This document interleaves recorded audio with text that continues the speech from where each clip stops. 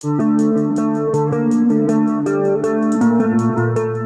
lo bayangin, kalau semua kekacauan yang lo lihat ternyata disengaja.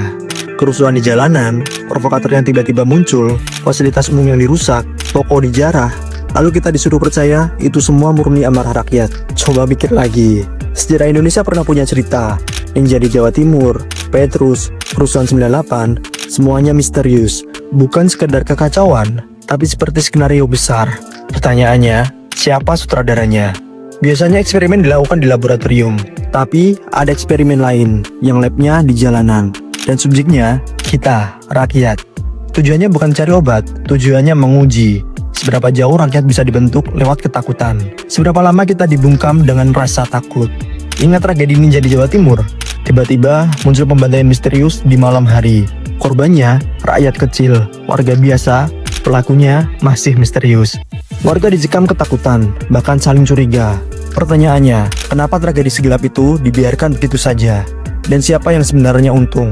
Setelah itu, masyarakat jadi lebih patuh, lebih diam, takut bergerak. Seolah-olah ada eksperimen psikologi sosial besar-besaran. Ciptakan ketakutan, lalu hasilkan kepatuhan. Tahun 80-an ada fenomena Petrus, penembak misterius. Korbannya, gelandangan, preman, orang jalanan. Secara resmi alasannya membersihkan kota, tapi efek sampingnya jauh lebih besar. Rakyat jadi takut keluar malam, preman hilang suara, semua tunduk. Pola yang sama mulai kelihatan. Ulangi rasa takut, hasilkan kontrol massa.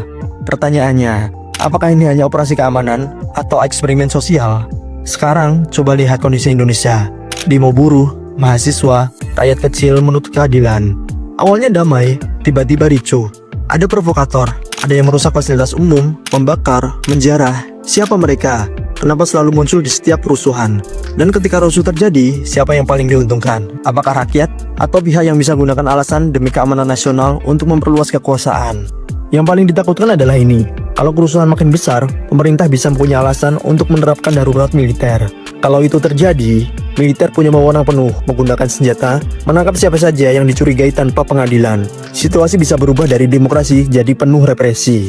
Kita tidak bicara teori konspirasi, kita bicara skenario yang sudah pernah terjadi di negara lain. Ketakutan massa, darurat militer, lalu kekuasaan absolut.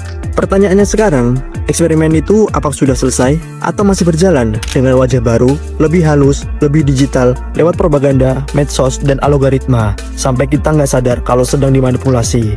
Jangan buru-buru percaya semua ini, tapi cobalah lihat polanya. Karena kadang, yang paling berbahaya justru bukan yang kelihatan jelas, tapi yang sengaja disamarkan agar terlihat seperti kebetulan.